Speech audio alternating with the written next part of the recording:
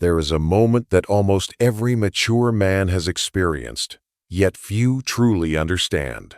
It's the moment you're having a completely normal conversation about the weather, about work, about things that seem utterly insignificant.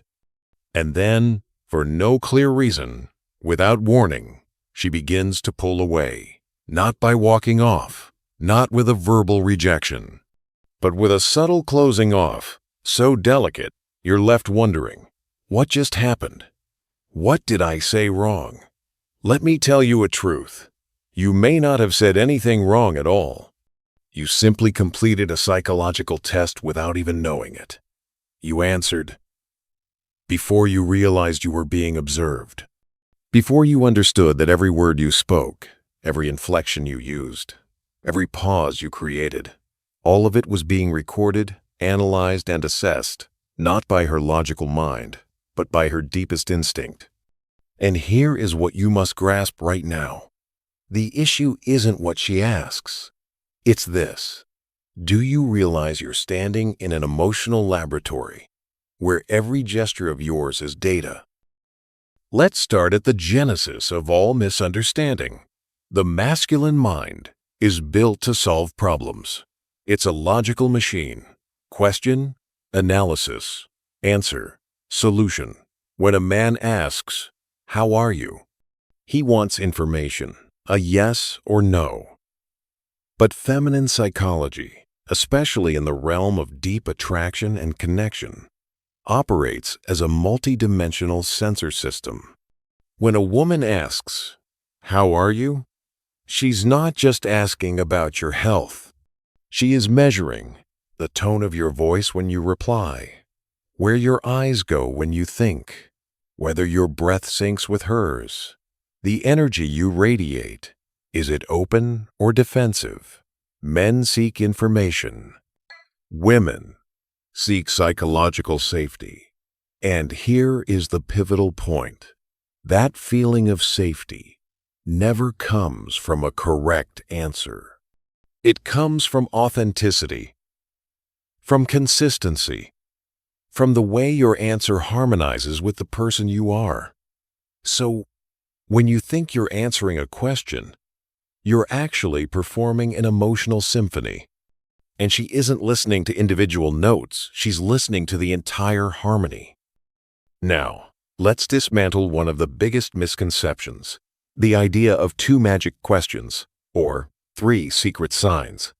Those don't exist. Why? Because the feminine mind doesn't operate on a checklist. It operates on patterns, cycles, vortices. When a woman is genuinely feeling attraction, she doesn't issue a single question and wait. She initiates a soft, prolonged, multidimensional probing process. Sometimes it's a direct question. Sometimes it's 3 or 4 hints scattered over days. Sometimes it's just seemingly random observations. You seem like a very independent person. Your space is so peaceful. How long have you been doing this? Each of these, alone, is harmless. But when they appear together, they form a picture she is trying to paint, of your inner world. And here is the crucial insight. Women are not looking for the right answer. They are looking for consistency in how you exist. Consistency between who you say you are and who you show up as. Between the past you share and the present you're living. Between your words and the energy behind them. The first probing theme, and perhaps the most critical for a man with an established life, revolves around a question never asked directly. In your already complete world, is there still room for me? This isn't a question about physical space or your schedule. This is a question about your emotional architecture. A mature woman looks at your life with your stable job, close friends, formed habits, possibly a family, and she wonders, will I be a meaningful addition or just an intrusion? So she probes. Do you spend a lot of time alone? That's not to find out if you're lonely. It's to sense, Are you too closed off in your small world? You seem quite used to handling things on your own. That's a disguised invitation. Show me the other side of that independence. Do you prefer a quiet life? That's probing your capacity to tolerate another's presence. The most common mistake here is one of two extremes. Either overdefensiveness, I'm fine alone, I don't need anyone, which broadcasts the message stay away, or opening up too fast, too wide. I'm very lonely, I have lots of empty time, which broadcasts desperation, a lack of discernment. What truly attracts women is this subtle balance. A man with a rich inner world, so rich he doesn't need anyone to feel complete, but who remains open to sharing that richness with someone worthy. A luminous response could be, I value my own space. It's where I recharge and reflect. But I've also come to realize that connections where you lose track of time are what give that space its real meaning. You just affirmed your own worth while opening the door to something greater. If the first theme is about space, the second is about movement. But here's the interesting part. It's not about where you're going, it's about whether you're moving at all. For a man over 35, the question about the future takes on a completely different hue. It's no longer, when do you want to be a millionaire? Or where are you planning to buy a house? It becomes, who are you becoming within the person you are right now? When she asks, what have you been focusing on lately? She's not asking about your job. She's asking about your attention and your life energy. What's your life revolving around these days? That's a question about your existential focus. Do you feel like you're moving in a direction? That's probing whether you're still actively designing your life or just a passive passenger. Why is this so important? Because a mature woman isn't just looking for someone to love. She's looking for someone to journey with. And to journey, you must be on a journey. Drifting, even when dressed up in beautiful words like going with the flow or living in peace, is still drifting. It doesn't create safety. It creates uncertainty. She needs to sense that you have an inner compass, even if you don't know the exact destination. The mistake here is vagueness.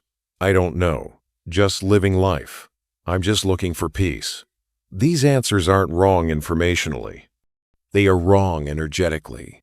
They convey a lack of intention. Instead, try, lately, I'm focusing on living more intentionally, doing less, but going deeper. Taking care of my health isn't just exercise. It's listening to my body, investing in relationships where both people grow, and making time for a few personal projects that make me feel like I'm still learning, still developing, at any age. You don't need a 5-year plan. You just need to show you're living from the posture of a designer, not a victim of your own life. This is perhaps the most confusing part for many men. The sudden silence. You have a few great conversations. Everything seems to be progressing. Then, suddenly, silence. She becomes distant. She doesn't reply to texts as quickly. She declines invitations she once happily accepted. And you wonder, what happened? What did I do wrong? Let me reveal the secret. You may not have done anything wrong in the conventional sense. You simply provided enough data for her invisible evaluation system to reach a verdict. Remember, this isn't a test you finish and get a grade on. This is a continuous data gathering process. And women are masterful emotional data analysts. They don't judge individual answers in isolation. They look for consistency. When they hear a mismatch between your words and your body language, between today's story and last week's story, between what you say you want and the energy you give off, an alarm sounds in their subconscious, and they will withdraw. Not to punish you, but to protect themselves. Hence the famous saying, women don't suddenly disappear. She just had enough data.